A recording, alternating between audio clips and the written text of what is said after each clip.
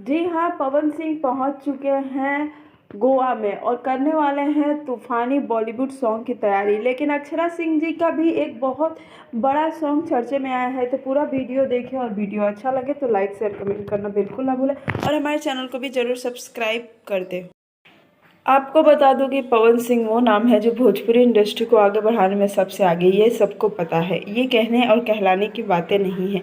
अक्षरा सिंह जी की भी एक गाने की चर्चा काफ़ी जा रही है, पानी पानी, जिसमें खेसारी लाल यादव, अक्षरा सिंह और बादशाह साथ नज़र आने वाले हैं। लेकिन क्या आपको पता है कि 52 गज का घूंघट जिसने गाया था उसी के साथ पवन सिंह जी का एक बहुत बड़ा बॉलीवुड लेवल का गाना आ रहा है, जो हमारे लिए काफ़ी खुशी की बात है। और दोनों के गाने हो सकता है तो दिसंबर के लास्ट में आएंगे, क्योंकि पार्टियों में गाने बजने चाहिए। जी हाँ, पार्टियों में वो गाने ज़रूर बजने चाहिए, इसीलिए यही लोग सोच के ये गाने को लेकर आए हैं। वीडियो कैसा लगा कमेंट में ज़रूर बताएं।